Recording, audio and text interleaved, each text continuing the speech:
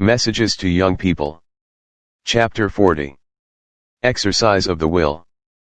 Pure religion has to do with the will. The will is the governing power in the nature of man, bringing all the other faculties under its sway.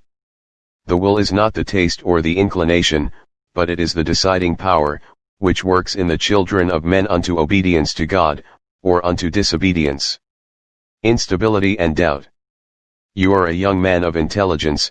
You desire to make your life such as will fit you for heaven at last.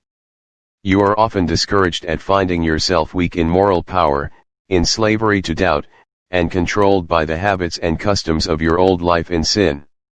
You find your emotional nature untrue to yourself, to your best resolutions, and to your most solemn pledges. Nothing seems real. Your own instability leads you to doubt the sincerity of those who would do you good. The more you struggle in doubt, the more unreal everything looks to you, until it seems that there is no solid ground for you anywhere. Your promises are like ropes of sand, and you regard in the same unreal light the words and works of those in whom you should trust. Strength through yielding the will. You will be in constant peril until you understand the true force of the will. You may believe and promise all things, but your promises or your faith are of no value until you put your will on the side of faith and action. If you fight the fight of faith with all your willpower, you will conquer. Your feelings, your impressions, your emotions, are not to be trusted, for they are not reliable, especially with your perverted ideas, and the knowledge of your broken promises and your forfeited pledges weakens your confidence in yourself, and the faith of others in you. But you need not despair. You must be determined to believe, although nothing seems true and real to you. I need not tell you it is yourself that has brought you into this unenviable position. You must win back your confidence in God and in your brethren. It is for you to yield up your will to the will of Jesus Christ, and as you do this, God will immediately take possession, and work in you to will and to do of His good pleasure. Your whole nature will then be brought under the control of the Spirit of Christ, and even your thoughts will be subject to Him.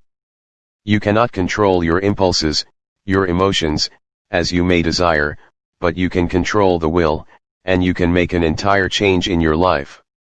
By yielding up your will to Christ, your life will be hid with Christ in God, and allied to the power which is above all principalities and powers.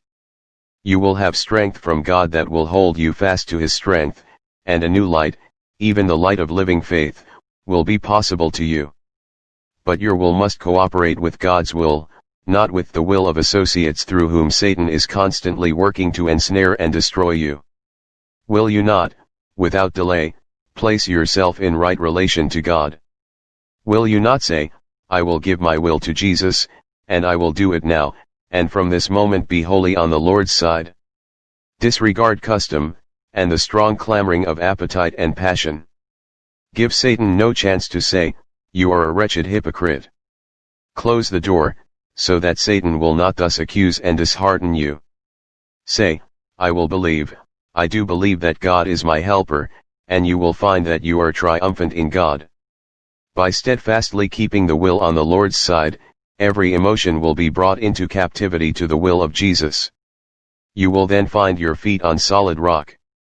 It will take, at times, every particle of willpower that you possess, but it is God that is working for you, and you will come forth from the molding process a vessel unto honor. God's will and man's will united. Talk faith.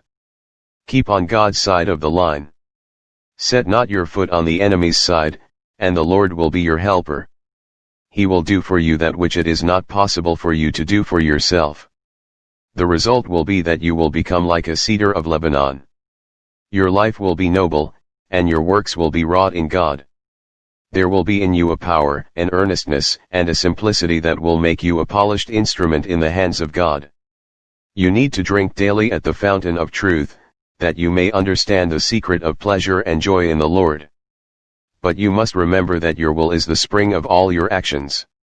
This will, that forms so important a factor in the character of man, was at the fall given into the control of Satan, and he has ever since been working in man to will and to do of his own pleasure, but to the utter ruin and misery of man.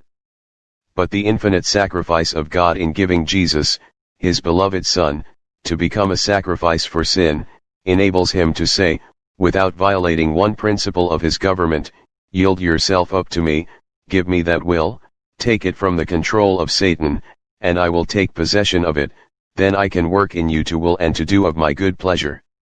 When he gives you the mind of Christ, your will becomes as his will, and your character is transformed to be like Christ's character. Is it your purpose to do God's will? Do you wish to obey the Scriptures? If any man will come after me, let him deny himself, and take up his cross, and follow me.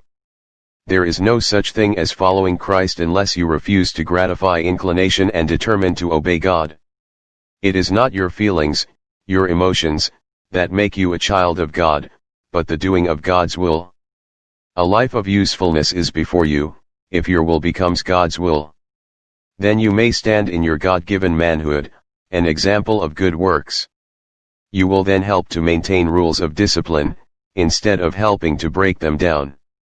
You will then help to maintain order, instead of despising it, and inciting to irregularity of life by your own course of action. I tell you in the fear of God, I know what you may be, if your will is placed on the side of God. We are laborers together with God. You may be doing your work for time and eternity in such a manner that it will stand the test of the judgment. Will you try? Will you now turn square about? You are the object of Christ's love and intercession. Will you now surrender to God, and help those who are placed as sentinels to guard the interests of his work, instead of causing them grief and discouragement? Testimonies for the Church 5:513-516. Special effort essential.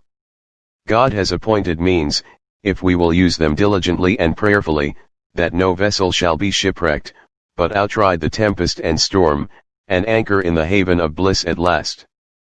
But if we despise and neglect these appointments and privileges, God will not work a miracle to save any of us, and we will be lost as were Judas and Satan. Do not think that God will work a miracle to save those weak souls who cherish evil, who practice sin, or that some supernatural element will be brought into their lives, lifting them out of self into a higher sphere, where it will be comparatively easy work, without any special effort, any special fighting, without any crucifixion of self, because all who dally on Satan's ground for this to be done will perish with the evildoers. They will be suddenly destroyed, and that without remedy. Testimonies to Ministers and Gospel Workers, 453.